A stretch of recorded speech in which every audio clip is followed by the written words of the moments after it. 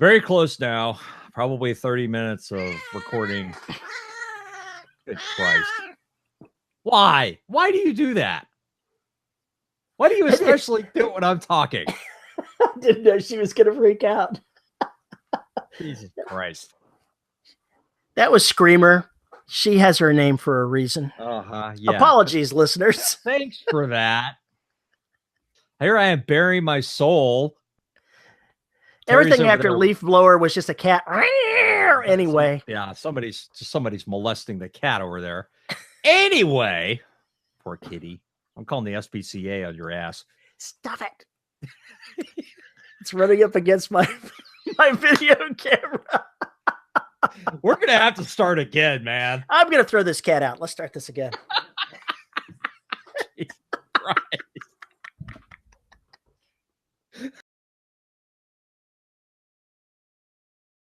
Hello, everybody, and welcome to episode 502 of the Dead Robot Society. I'm Terry Mixon. Joining me today, Paul E. Cooley. I'm tired, I'm frustrated, and I want to kill my co-host. Well, I can't help you with the first two. And I'm choosing not to help you with the third one. It's always about you. It's never about what I need. It's always about you, Terry. I'd ask you what you need, but I don't care.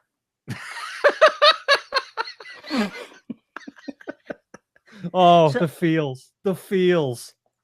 So how's the Leaf Blower chorus been recently? They've actually not been the problem. The problem has been, for some reason, I'm getting pops and crackles in my audio now. So it took me, basically the other night, it took me an hour and a half to edit 10 minutes of audio.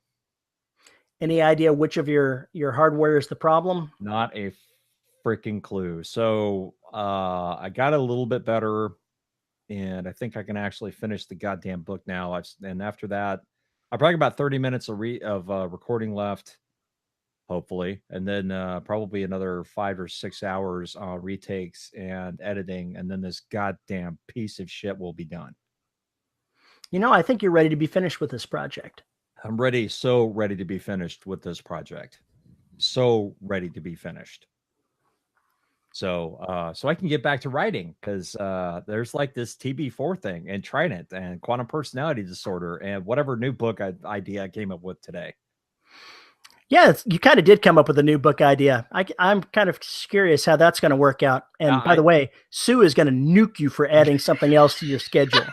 From orbit. So it's another book I wrote some notes on, and it sounded really, really kind of cool. And it's all because somebody mentioned Lovecraft with Muppets. And so, yeah, kind of got some strange ideas. So well, you know who you have to have for the ones that are going to fight the Lovecraftian horrors there, don't you? You're going to have to use those two in the balcony. Yeah, Statler and Waldorf. They could be dressed up, like they're going on a safari with big elephant guns. God.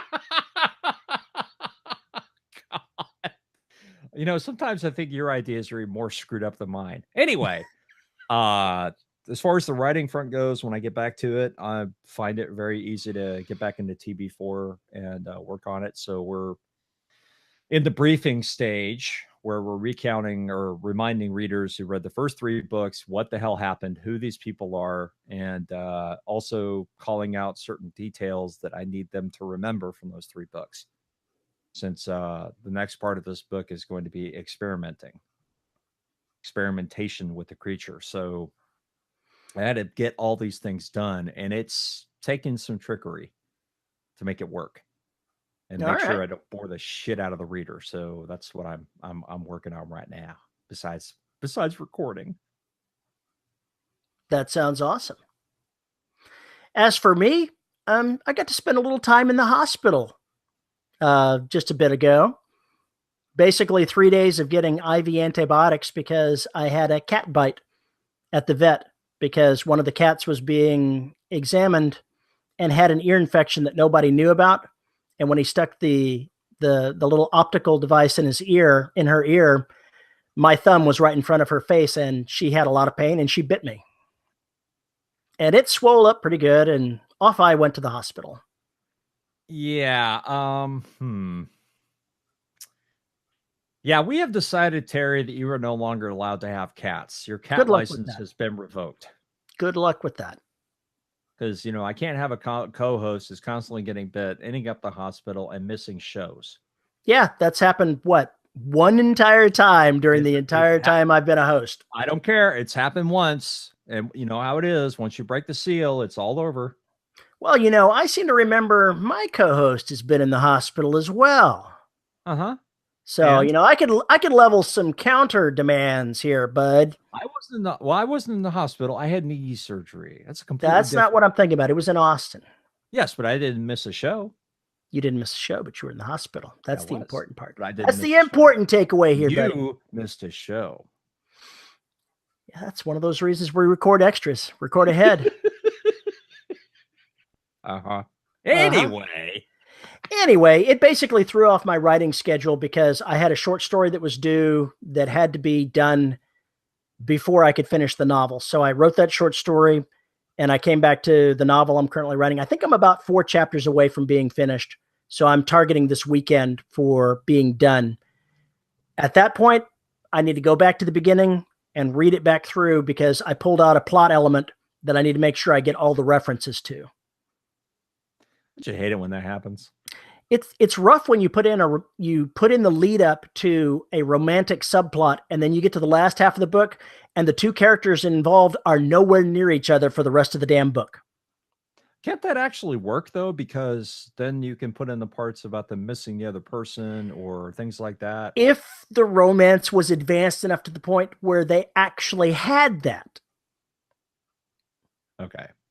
It had not built to that point yet. So this book was not the appropriate place for that particular plot line. It'll have to come later.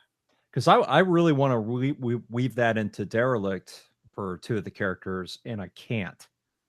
Because there's no time for it. There's no freaking time for anything like that to happen because these people are running and gunning pretty much from now until whenever this story is done.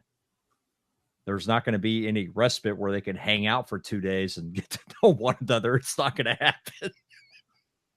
It's going to be love in the trenches if it even gets a chance to happen. We're all going to die. Let's have one last shag. I mean, it's going to be that kind of thing. And I just don't want to do it that way. So I'm dropping that for the most part, but I'll kind of keep playing with it a little bit. We'll see. Sounds like we've got our plans in mind for things that we need to do. Yeah, now we just need to write them. I'll be glad when I'm done with this novel so I can write one more short story and then get back to Humanity Unlimited. It's been a while since I've written in that particular world. I want to write in it again. Yeah, there's probably some readers who would like to see the next book in that. Well, they're not the ones like the one waiting for the second book in the post-apocalyptic. It's been 2 years since I wrote that first one. God, has it really been 2 years? It's by the time I will have finished that novel, the sequel, it will have been 2 years since I touched the first one. Wow. It's on my schedule for later this year to go ahead and write book 2, but it will have been 24 months at that point. Wow. Holy shit.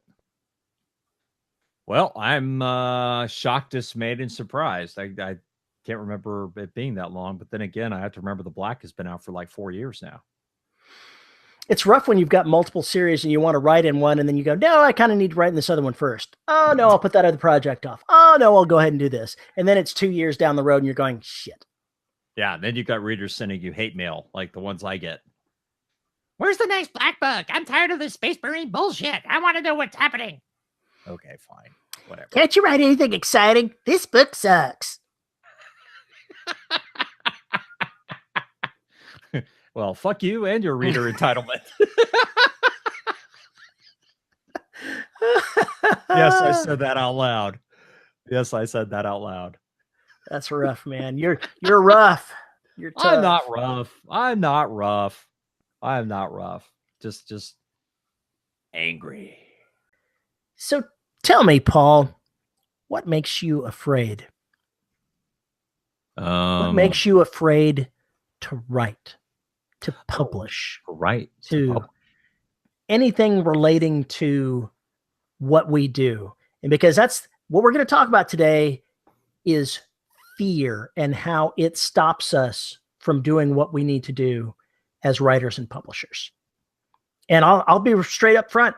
The live show last week, that's what sparked this. Because during the conversation we were having with David Wood, I mentioned that I was writing a lit RPG book and how I wanted to go ahead and write it. And he was cautioning me how the readers are very picky there. And I was like, well, maybe I better put that back. Is this the right thing for me to do? And then a couple of days later, I'm looking at that going, that's me being afraid. Well, it's true. That's me being afraid of how that book is going to be received, and it's impacting my writing. It's stopping me from doing what I want to do, and I need to go ahead and turn around and say, yet, fear will have no role in what I do as a writer and a publisher. And we as writers, all throughout the career that we have, from the beginning when we first start approaching the idea of writing, and we're afraid to let anybody read what we're doing, all the way to advanced fears that sneak back in, the things that have been introduced by our English teachers or by God only knows where they come in from. We are surrounded by fear as writers and publishers. And all too many people let it dominate their lives, not even realizing in some cases that that's what it is that they're feeling, is fear.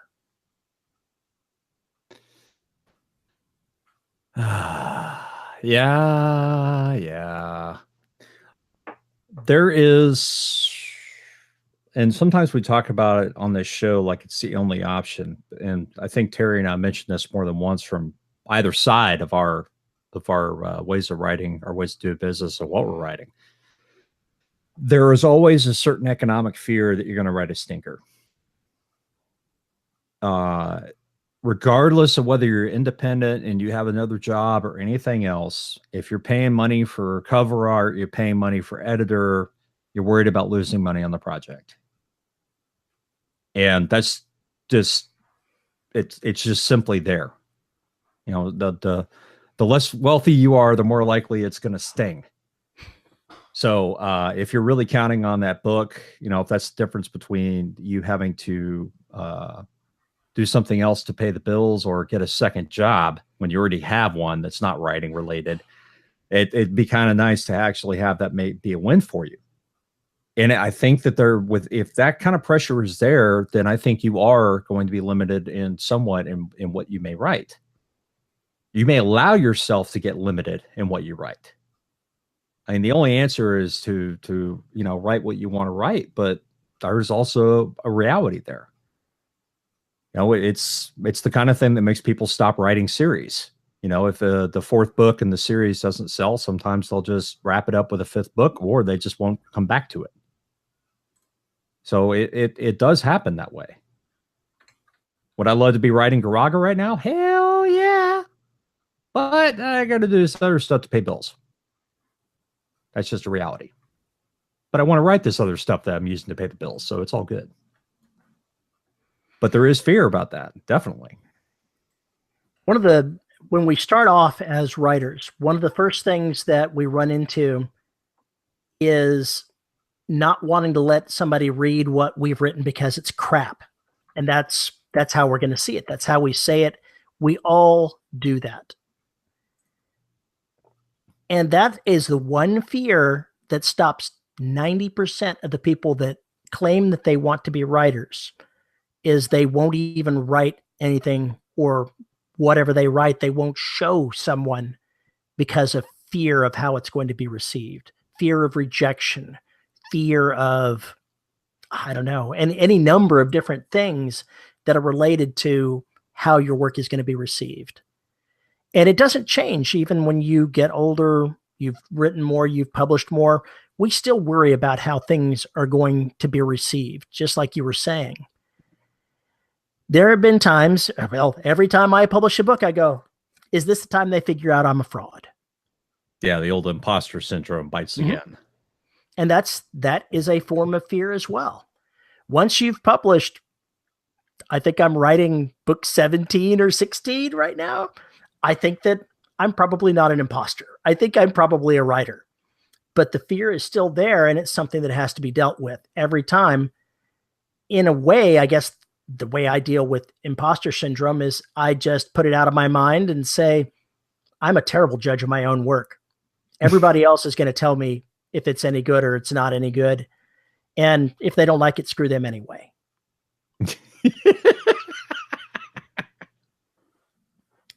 I say that with a tongue in cheek, but I mean it. You can't let other people into your creative head.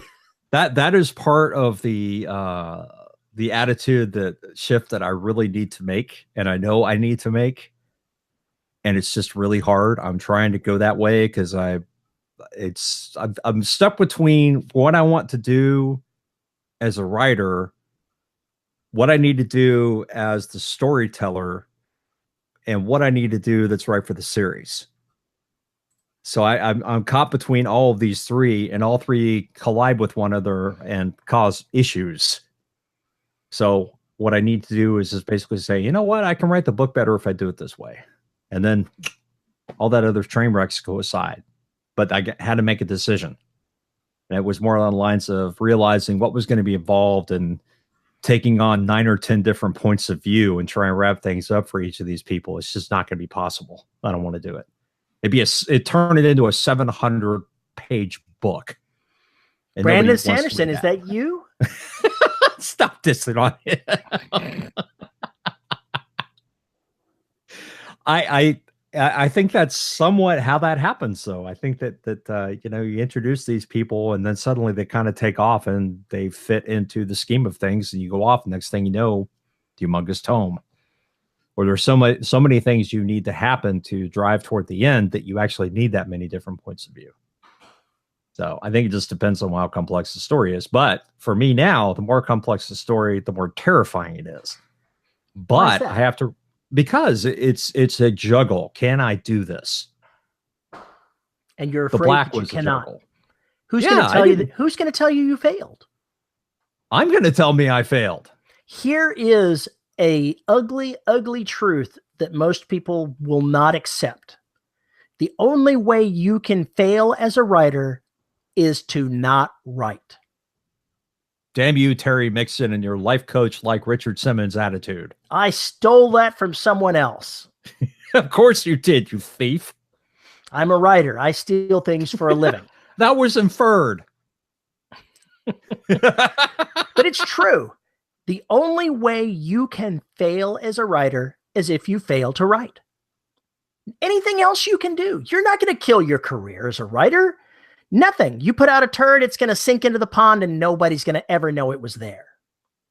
I'm thinking about John Le Carre wrote John Le Carre, however you pronounce his name, wrote a ton of books during the Cold War. Smiley's People, all that kind of stuff. Not familiar with him. Good God, how can you not be familiar with him? Anyway, he's a hack, obviously. 14 billion best-selling books, and then he writes his first romance, and it apparently was bad. Did it hurt his career? Not in the fucking slightest. Mm-hmm. Nobody cared.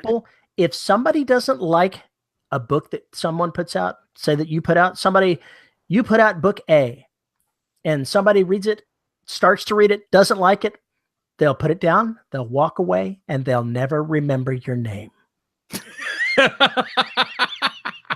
Seriously, you laugh, but it's true. People worry about putting out books earlier in their career because they say, I'm not very good at this yet. Well, then nobody's going to read it. It's a sad, hard truth, but no one's going to read it if it's bad. And you publish again. You practice. You write the next book. You get better. Eventually, you are of a quality that people will continue reading. And will they look back at the dogs you wrote early on? They may look back and say, oh, look at these books. Well, I didn't particularly like them, but I'll read his recent stuff.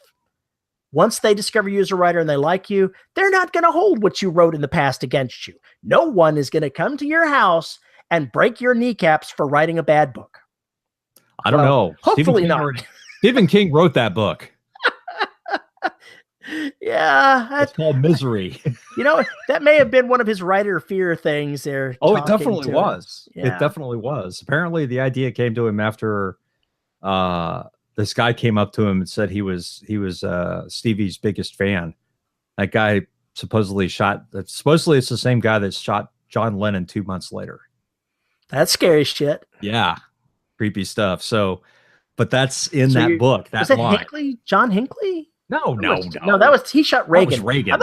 I'm not sure who shot John Lennon. I've forgotten his name. I don't remember the guy's name. He was up for parole not too long ago, I think. I can't remember if he got it. I don't think he did. All he needs to remember is all you need is love. Oh, la, boy. la, la, la, la. Wow. Bad taste continues to dominate this show. Too soon? I'm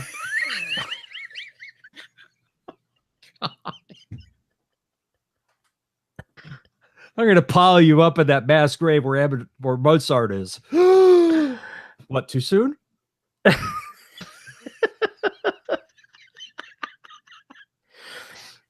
But Anna, getting back to the topic here. Oh, now you're going to try and get us back on topic?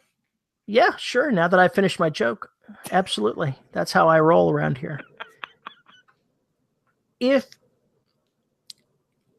we are surrounded by a minefield of fears that either we develop ourselves or myths that we pick up about writing from English teachers or someone else or traditional publishing, things that hem us in and keep us from doing what we should be doing, which is write, publish, rinse, and repeat. Whether that's traditional publishing or indie publishing, you should not be focused on the things that can go wrong. Focus on learning your craft. Focus on writing the best story you can at the time. Publish it. Forget about it. Move on. It's of the skill level that you were at the time you published it. You can't, if you allow yourself to worry about quality, then you are never going to publish anything. You are going to paralyze yourself with fear and you're going to stop.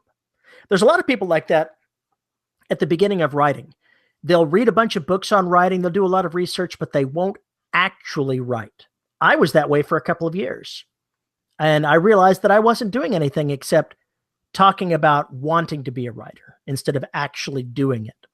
And it's scary shit when you go ahead that first time and you write something and you click publish because you're like, what's going to happen?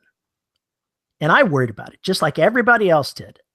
I was already facing a layoff at work and I am stunned and amazed that I managed to make that jump to writing full time because the stress of trying to do that with worrying about trying to pay the bills, by all rights, should have killed me. I should have been just totally crushed under the stress of trying to make this work. But somehow I made it through. And I credit listening to people tell me to just set the fear aside and just keep doing what you need to do to succeed as a writer, which is write. No, we don't do that. Writers don't write. When did that happen? It's a scary thing. Writers don't like the word practice either, but that's what it is.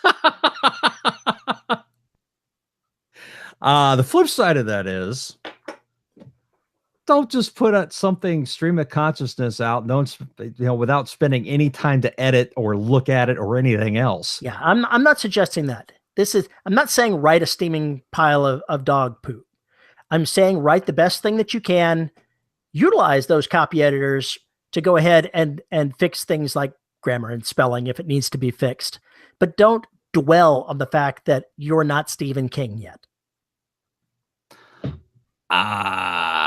Yeah, that's not going to happen. Being Stephen King, that is. I was going to say, are you dwelling there thinking that Stevie is beating you every day of the week as far as your skill level? Not at all. Stevie is Stevie. He is I could only hope to one day achieve what he has achieved. I can tell you right now that when he wrote whatever it was that he wrote that first time, it was a lot worse than what you're writing now. And that's something to keep in mind. In fact, I would say that if you want to watch or see how much a writer has changed over the years, you go read Carey, which was his first published book, and then maybe go read well, hell, even Salem's Lot, the difference in writing between the two books is amazing, as well as the storytelling. But Did if Carrie kill his career? hell no, national bestseller. We are terrible judges of our own work. We assume that because it's boring to us, because we can't see our own voice inside these pages, that everybody else is going to look at it and go, what boring dreck. You got to publish it.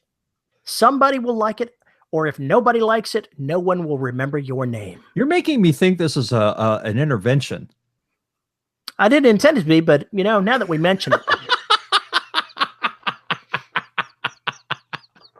it is kind of an intervention now that you say that, though. It's an intervention for me because I came to the realization that I was letting fear into trying to talk myself into pushing back writing the lit RPG novel because I was afraid of how it would be received. I was afraid I would write it badly. I was afraid.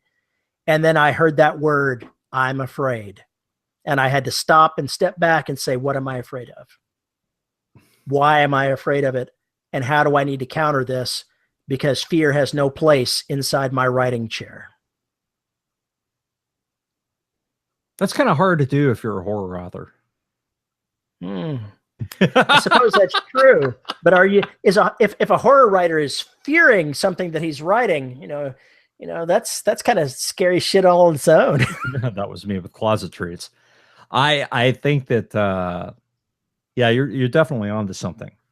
There's a fear of not being able to. I mean, most people don't finish writing a novel because it gets in their face. It gets too much like Mount Everest, which is why the NaNoWriMo thing is good for some folks, because it kicks them out of gear and gives them a challenge. You will do it in this time frame. And so what if it's a piece of shit? At least you did it. You can say, I wrote a book. You may never publish it. You may never work on it again. That's your choice. But the bottom line is, now what's involved and whether or not it's something you want to try again. So, I mean, there's absolutely nothing wrong with that. But most people out there who have an idea for a book, I think they basically stare up at it. They get so far into it, and then it just becomes a cliff face because self-doubt and everything else, creeps in and starts going for the throat. Intimidation. The scope of what we try to do can be intimidating. And the only way to handle that is, instead of looking at the big picture, you look at the small picture. You take it one day at a time, one step at a time, one scene at a time, one paragraph at a time, one sentence, one word. Write the next word. Write the next sentence. Advance the story. Then the novel doesn't get you because you're not looking at the novel. You're looking at the scene that you're writing, what the characters are doing in the moment. And that's the way you get past the fear of having to write an 80,000 word novel. You just never think about it. You say, I'm just writing this scene. I'm just writing this character. I'm just writing what's happening right now. The novel will take care of itself. Your subconscious knows how to write. You've read all of these books over the years. You know what you like. You know what does work, what does not work as far as storytelling. It's a matter of practice in helping convert your subconscious into telling the story and getting it down on paper. And you do that by writing and moving on to another project and writing again and trying to do the best you can every single time. Don't write sloppy. Try to write the best that you can every single time, and you will improve. Practice is a dirty word, but everybody does it. Practice is not a dirty word. How do I get to Carnegie Hall? Practice, practice, practice. Is Practice the name of a cab company owned by the Practice Brothers? So. Pretty sure not. Triplets. Practice, practice, practice. Somebody actually asked about that on the Facebook group the other day about the practice thing. How do you practice? There's a whole bunch of different ways. Just have two people having a conversation. You don't even have to write any scene notes of anything else that's going on. Just focus on dialogue. Focus on how to structure the sentences, the way people talk. How does your character talk? Don't use the cheap tricks of trying to write in vernacular. How do you convey that in words to match that scene and have the conversation?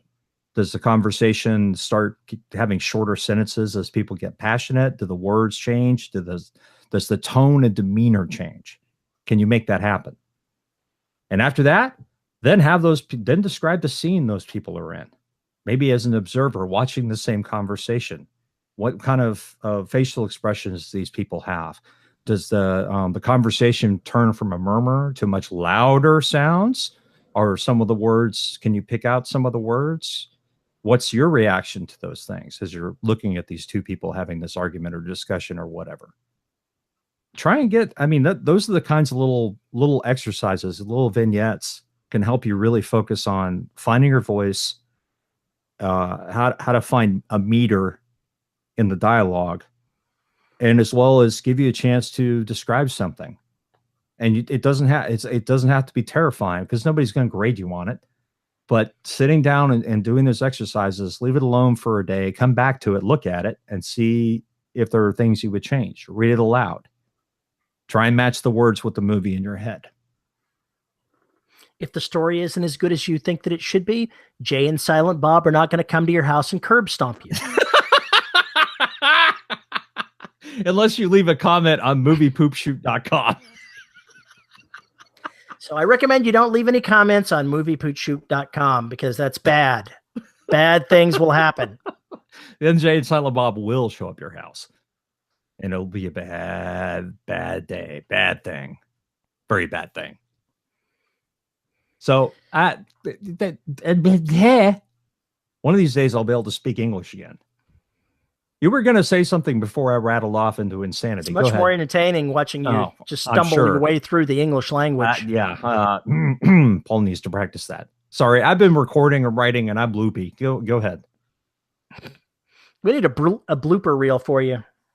Dude, I have blooper reels on both of us. Thank you very much. What other fears do you have? Take a moment and look back at what you're doing. What is keeping you from just writing and publishing? What fear is holding you back right now? This is the intervention. Nothing's holding me back today. Not a damn thing. That's true. Maybe not today, but over the last few weeks, there's always, I'm doing this, but.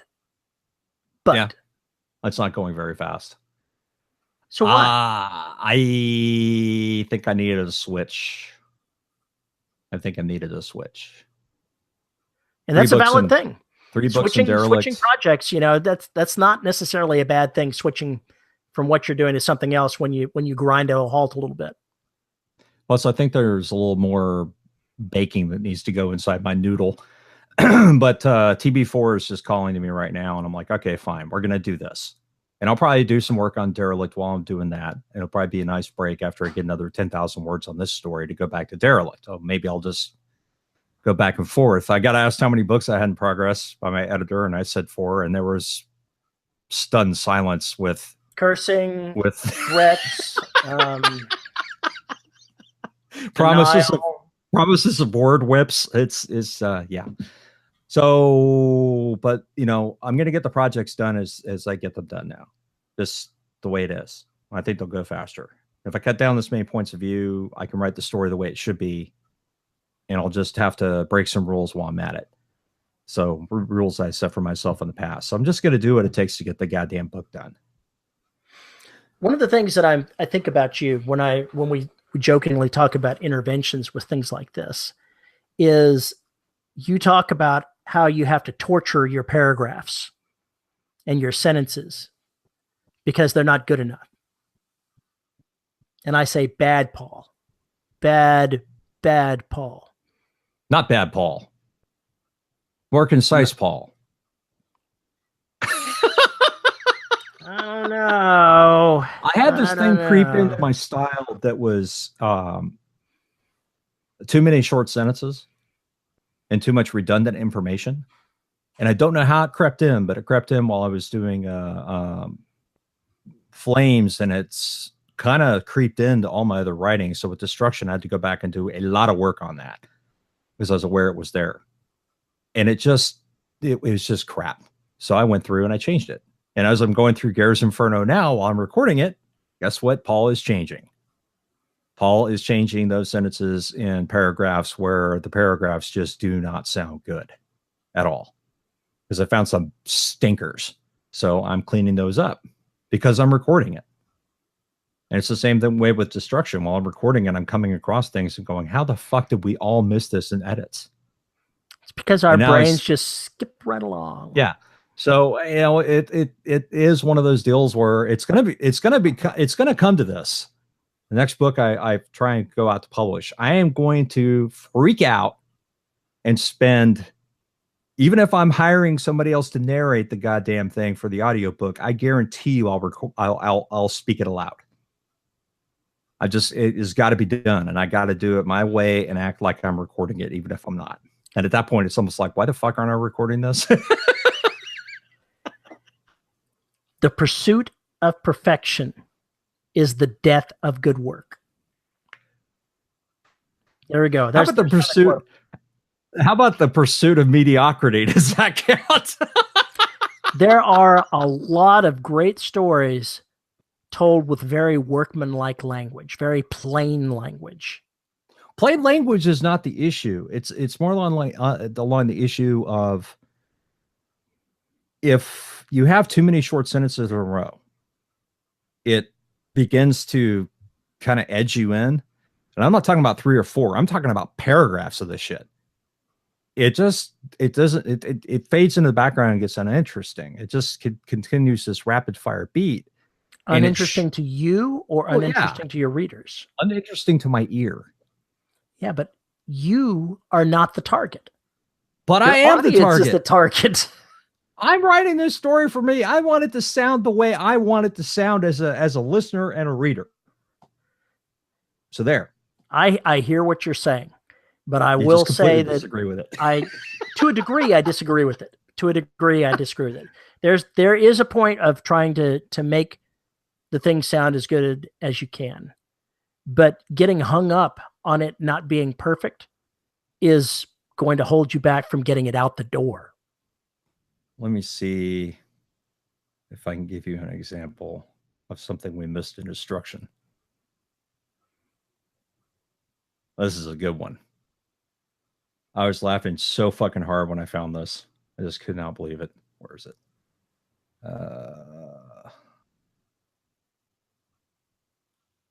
Okay, here's the original sentence. Dunn gestured to a chair without breaking his stare with the hologram floating in midair. Okay, so you had a rhyme. It's not awful. No, it's worse than a rhyme. Let me tell you why. Okay. Earlier in the scene, number 1, we've already established there's a hologram. Early on in the goddamn series, we have said that holo displays, the display floats above the table. So 2 redundant lines. Breaking his stare with the floating in midair part is completely redundant. So should be removed. It's just very simple. In language, try not to. No one is going to care. No one is going to care. This made it all the way through the edits. Your editor read it and did not flag it, correct? Nope. Then correct. No one cares. One but you cares. And, you know, of course you want to be happy with your work. But I say that you may be over worrying. So here's how I rewrote the sentence. Without breaking his stare with the hologram, he gestured for her to take a seat. That's fine too. Either concise. One would have worked. You don't have to, except for the fact This is not name your tune. You don't have to finish the sentence in 3 words. It is not a matter of conciseness. It's a matter of telling a story that impacts the reader. I understand. And if there's a little bit of redundancy, they're not going to care. I'm going to care. Here's the real problem, Terry. And maybe I'll include, if I remember, I'll include the outtake in this episode. I tried to narrate that, and I was laughing so hard halfway through that I could not finish recording it. I said it a whole bunch of times. We'll try to say it with a straight face. It could not get through it. So then I'd sent B-Man the sentence and said, I can't speak this aloud. I'm killing myself over here. And he's like, oh, it's a coolie rap. So then I hit record and I sang it as a rap. I have that in the outtakes. It's bad. It's really bad. There's a reason why I'm not a rap star. It reminds me of I forget exactly what word it was, but in a story that I'd written, that the narrator could not say that word. And so I'm listening to the recording part. I got the raw audio back from the person because I was doing the engineering. Oh, I remember. I remember this. I remember this. Yeah. Just torture, could not say that word. Yeah. Yeah. When I went back to recording Gears Inferno this week, to get some more done on that audiobook, it was like a joy because there's so much sibilance in Derelict because of what everything's named, because I'm an idiot. So there's all these goddamn S's everywhere. And I did get turn into mush mouth. It's awful. So no one cares. I care. You care. I care. But that is your internal critic, not your internal creative. Just saying. All right, fine. I'm just trying to up my game as a writer of words. The storytelling thing, I actually think I'm pretty damn comfortable with now. I proved to myself that I could do this. These more complicated storylines, that I could reach above that. Now it's time to get back on fixing what I see are some shortcomings and being much more brutal where it needs to be brutal and digging in. So that's because I want to get better at that, because the rest of it follows with it. I want to get better at the things that I produce as well, but I follow a different path to get there. And I'm all the play poo-pooing aside here. You know, you're going to do what you think is right for your story, and that's perfectly cool. When I write a story, I do my internal rereading of it as I'm writing the story. I finish a scene, finish two scenes, I'll go back and I'll read through them, putting myself back in the creative voice as I'm going through it as a reader. Not trying to look for things that are wrong, but just reading it out as somebody that's reading it and go, oh, I could add this word here. I could add this little bit to the sentence here. I could take out these three words because they don't really make any sense, which is in a way very similar to what you're doing. But once I read through it and I get to the end of the book, I'm done. It goes off to wherever it goes, and my concern about it is over. It must be nice to live in that world. It took a long time to get to where I'm in this world. It's a very freeing experience when you're not afraid of that kind of thing. Because I've written, my continual fear is that I'm going to write a bad book in the series and I'm going to kill the series. Ah, that fear, yes. See, I'm sitting there going, oh God, what am I going to do now? And then I wrote the Terra Gambit. And it didn't meet up with some people's expectations. It didn't meet up with some of mine. It wasn't the best book in that series. It was the best I could write for that at that time. And I'm still here. You're still here? I'm still here. I'm writing the next book in the series. The series is going to live on just fine. No, it won't. It's going to be just fine. Everything's going to be fine. But it's, as we go through this process, we always have to be looking at what is causing us to be afraid of something and say, how do I address that? How do I keep that inner 2-year-old happy and writing and do the best that I can without getting hung up and stopped from producing? There's no way we can cover all the potential fears that someone has.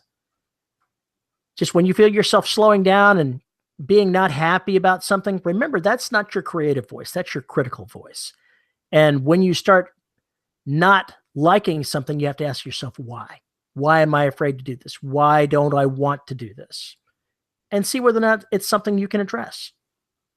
That's the only way you can get past a fear, is to confront it and recognize it for what it is. Well, you like to say, if you're not having fun, then the writing probably sucks. Yeah. And I've been known to drop a chapter and go back because I made a wrong turn somewhere. Yeah.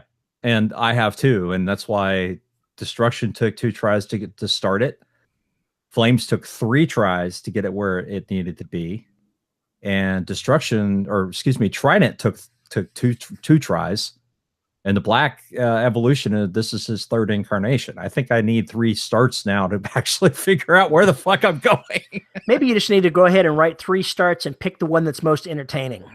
That seems to be what I'm doing, more or less. I honestly think that's what's going on, because it's a matter of, there's what I think I want to cover, too much to cover. It's just like software, you write the thing. It's supposed to be the prototype, right? It's not supposed to go into production. So you write the prototype to figure out what you're actually going to try and accomplish, narrow it down because the requirements are too huge, and then go back and make it right. There's the rule of 3 in software development. So unfortunately, almost all the corporations I worked with believed the first phase was good enough for production, hence why there are so many problems out there. But that notwithstanding, the rule kind of applies to me as far as the stories go, because where I start is never where I really start the book. I was pretty sure the rule of 3 in programming was fuck me, and fuck you.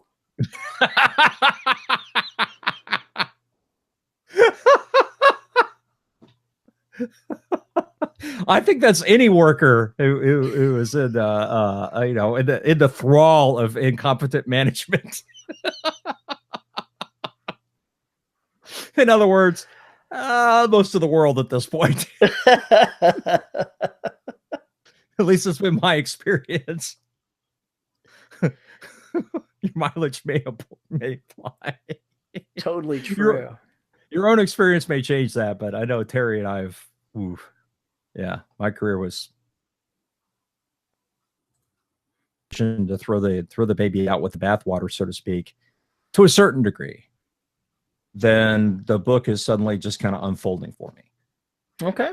And the other thing is, I realized last night, is if I do this, I can actually write it like I wrote Destruction. I don't know if I ever talked about this. When I wrote Destruction, I wrote all on Mira before I wrote anything else in that book. Excuse me. The reason why I did that was because I didn't know just how much I was going to cover inside the ship. And I had to figure out the things to keep the other characters entertained while that was happening. And it actually I ended up cutting out 2 whole sections of my original plan for the book, or things that I could have done, because if I had done those things, it would have seriously jarred with the timeline of what was going on with the other characters. So I didn't write those. Maybe at some point in the author's cut, those additional scenes will be written and added in there, but I doubt it. So I'm just going to take those ideas I wanted to show off in Mira and move them to the other 2 books. Done deal. That's pretty much what we all do. Yeah. But since I wrote that beginning piece with them, and then cut it up, and then basically shot it next to these other chapters by figuring out what I needed to happen on the outside, that's what made that book writable. I've already sent the first 2/3 of the current book that I'm working on off to the beta readers, because I'm a little further behind than I wanted to be. And I've already had one person come back and say, hey, this thing flows great. You're doing all this stuff here. And I'm like, really? I had no idea. I always think it sucks. It's always boring. I don't know that it flows well or not. I just try to make it flow well as telling a story. And then other people have to tell me whether or not they're pleased with it or not. So I'm always kind of afraid to cut up things, because it might be something I need. I often will give the beta readers the scenes I think, or I'll leave in paragraphs that I think are important, or important to me anyway, and then wait for me to get told to cut them. Do they tell you to cut them? My editor does. I was going to say, my beta readers don't tell me to cut anything. No. Well, most of them are interested in pacing. They're not, they may not be interested in that part of reading it, but somebody who's looking at it critically will say, hey, you know, if you put this on an action plot, you know, you're basically, you've started this rising action and then you've completely interrupted it and dropped it down the suspense and tension a number of points too far. You know, if you're trying to put a little break in there, you can go too far. I know that you can, but if your beta readers didn't have a problem with it, don't you think maybe there isn't a problem? Depends. Sometimes this happens with alpha readers. That's usually when I get hit with that. And those little scenes I cut out and kind of stick them around, and then I decide whether or not I'm going to just go ahead and put them back in. It just depends on what the comment is. Usually that's another book, dumbass. I could totally see that. You're starting to write 4 pages that happened in this other book that you haven't written yet. Get that shit out of here. Make a reference to it and move on. Just plant another landmine and get the hell out. It's complicated being a writer. No one is around to tell us how to do what we do. We have to learn it as we go. We have to figure out even the things we don't know. We have to figure out what we don't know so that we know we don't know it. So we know we don't know it? That's exactly right. So we know we don't know it. That's right. You say it like that doesn't make sense, but it does totally make sense.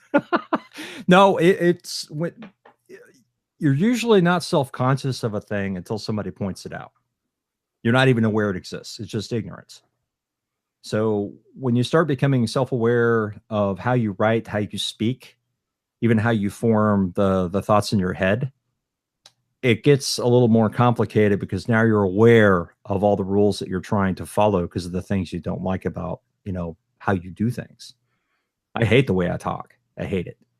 It makes release the Kraken. It's one of the things that's really hurting narration is because I spend so much time trying to say the same sentence because I'm not pleased with my self-consciousness.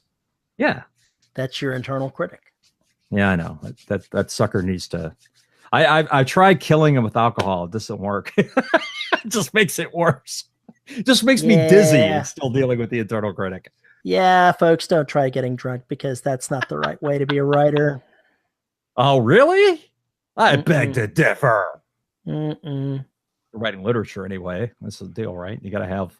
How well has it worked out for those guys? Not so hot. But some of them lived very interesting lives. Yeah.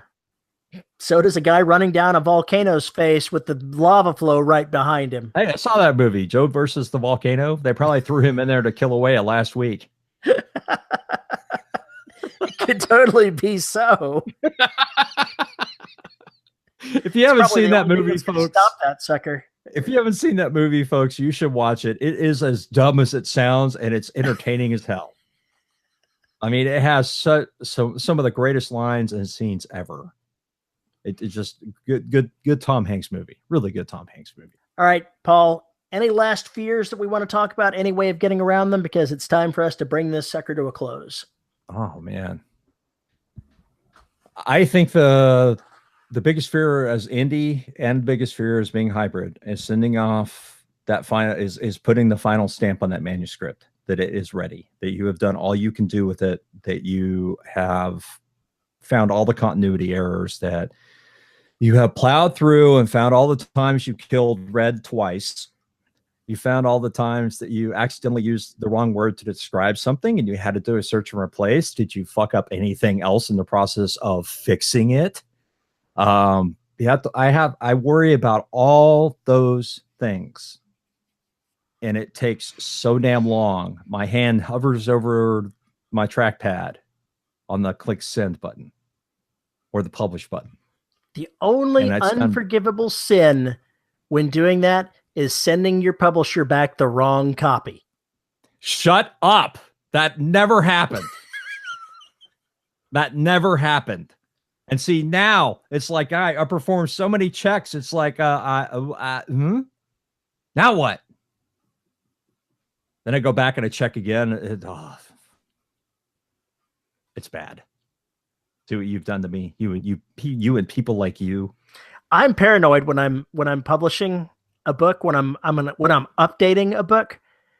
I have lots of little looks to make sure that I'm actually uploading the right book, because I have this fear that I'm going to upload the wrong book when I'm updating something. It wouldn't surprise me if someone has put out a book that had like huge pages in it, like you said, the John Ringo book where it says explosions go here. Insert big explosions here. Insert big explosions here. That's going to get published that way, where everybody's going to mistake it and thought the author was being cheeky when that was actually supposed to be a placeholder for this other scene, and that manuscript getting out. David Weber was going to do some snippets from one of his novels and inadvertently published the entire damn thing. Whoops. Mm-hmm. His career was over, right? His career was over. It's over. He deleted the post, after a little bit, but it was already out there then. So Bain being Bain, they capitalized on it and they sold the whoops copy. They normally sell the advanced reader copies. They not only sold the advanced reader copy, they sold the whoops copy. Then they sold the advanced reader copy when it was finally ready. And then they sold the finished product. And you could buy a bundle with all of them. So they capitalized on the whoops and didn't let it kill them. Nothing you do is going to kill you as a writer as long as you write. You can make the most heinous mistakes and you can recover from them and your career will be just fine. Speaking of heinous mistakes, somehow the page numbers got left off the CreateSpace version or the print version of Destruction. So everybody who bought it before we fixed it now has essentially a collector's edition. Mm-hmm. And I still have some for sale in my store. Anyway, when I run out, those are gone. There's no more. So funny things happen. I have yet to make that announcement. I guess I'm making it here. But this won't air for a couple of weeks, so who knows what'll be in stock by then. But yeah, I could totally capitalize that. Basically, hey, this was a print mistake. Come get it. If you're interested in having collectible souvenirs or whatever the fuck, here you go. People collect shit like that. I collect stamps. Why not? Here's one for you. A story that Dean Wesley Smith told during a workshop on fear that I did online with him. He said, here's an example of something that happened to him that some other writer allowed it to kill their career. They stopped writing because of what happened. There was some gaming something early in his career. Some gaming company hired him and another author to go ahead and write prequel novels to the game. So he wrote a book that was like 100 years set before the game. And another author wrote one that was set just prior to the time frame of the game. While those were all perfectly fine, somebody at the company was laid off, but not actually let go while they trained their replacement. And they went ahead and took those books and mixed them together and interwove the chapters from one book to the other. So they made no sense whatsoever.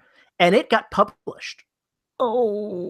It got published. One chapter by him, one chapter by the other guy from the other book.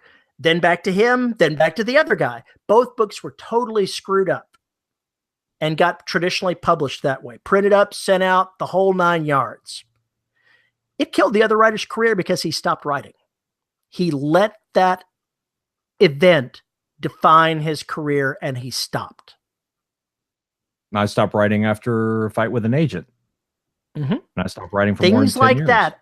Things like that are what kills careers, when you allow anything, whatever it is, to stop you from writing. That's the only failure you can have as a writer, is when you stop writing. Everything else can be recovered from. You can have a book published that is a mixture of two books and totally interwoven and makes no sense whatsoever. It sinks out of sight. No one ever knows it existed. Done. Here in this modern world, we can at least republish it and it will make sense. Yeah, we can find out there are missing page numbers and correct it. We can find out that, oops, a chapter is repeated or some other nonsense. Those things happen. And you can fix those things nowadays. So whereas back in the bad old days. Back in the bad old days, you'd be stuck. You can't be afraid of the things that are going to go wrong, because here's something. Life is going to throw you some curveballs. You're going to get some things wrong. We're learning as we go in everything that we do, and we're going to make mistakes. Whatever those mistakes may be, they may be epic. They may be a tremendous mistake. It won't matter as long as you keep writing. If you don't let the fear of failure stop you and you keep writing, you're going to have a career as a writer. You're going to make it. So just keep writing. You're gonna make it after all. And on that note, let's see how many people get that reference. Don't name it. I want to see in the comments how many people got that reference. Continue, Terry. No, I think we're done. Okay. Well, you hosted this mess. I did, but after the singing, I've still got to process that, get that through my head that we're done. Wow, that's terrible stuff there. If you've got something you'd like to tell us about your fears, go ahead and send us a note at show@deadrobotsociety.com. You can find Paul on Twitter at Paul __Paul _E _Cooley on Twitter. You can find us on the Listeners of the Dead Robot Society Facebook group, which is where you should be looking for us because that's where all the cool kids hang out. You can find us on Patreon at patreon.com/DRS podcast. You can find the video of our episodes at youtube.com/DRS podcast. And of course, we have to thank the good folks at podhoster.com who host the audio versions of all 500 episodes of Madness. And believe me, if those first 500 episodes don't count as, a terrible mistaken judgment for everybody involved, I don't know what does. And the really sad part is the torment and torture is ongoing. It won't stop. It's totally true. It's like intentionally driving across town every week to get waterboarded. That's what it's like for the listeners. Imagine what the hosts feel like. Exactly so. Go ahead and read out the names of ours. Who supports us at the $10 level? At the $10 level this week, as of this recording, we have JD Barker, Kelson Double Dealing, Isabel, I forgot to change this for way too long. Oops, Cushy. No problem. Rick getting re-energized at SBWC Shaw, Lisa Slack, Sandy Manpants, Cheryl Winners, FKA, I think that's supposed to be AKA, Anmanatsu, Tracy Bodine, John Kilgallen, Devin Lee, Nathan, can you can a can as a can or can a can petty? Haha, gotcha. True Hydroplane Spin Cycle Bernardi, Chris Winder, Andre Conde Moraes, DJ Chamberlain, and J.R. Handley. Thank you, folks, for supporting us. You're what makes it possible for us to do this week after week. Yes. Thank that you. And mental counseling. That and that massive store of antipsychotic drugs I have in my cabinet. I thought those were psychotropic drugs. Yeah, let's go with that. Do I now? What did you say? I said I thought those were psychotropic drugs. Psychotropics? Take a side. In any case, we're out of here, folks. We will see you next week. Keep writing. Yes, keep writing. Bye-bye.